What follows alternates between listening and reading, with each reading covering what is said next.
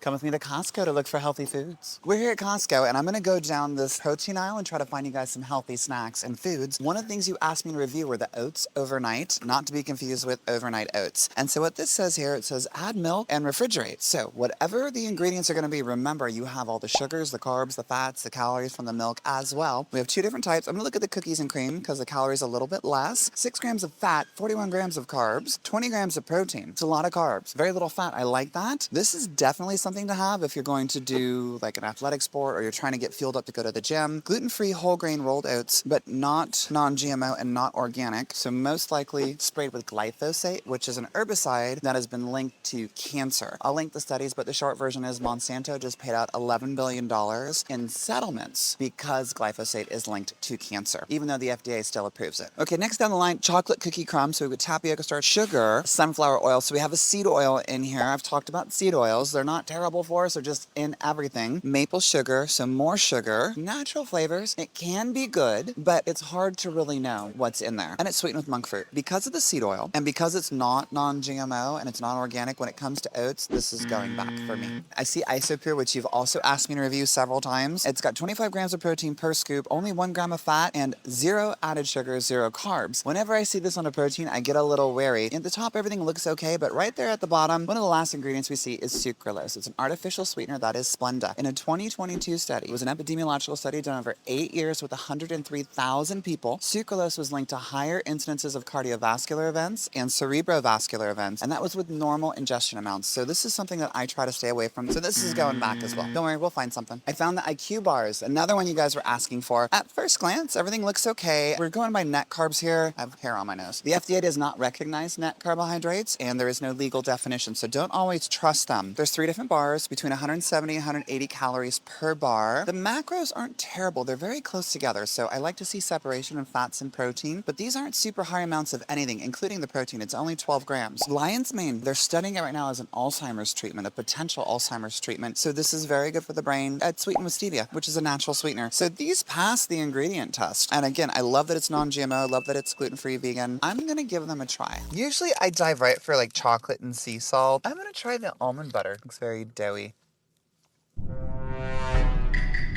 So, okay, that's disgusting. We're gonna hold out and hope for the chocolate. Hang on, guys.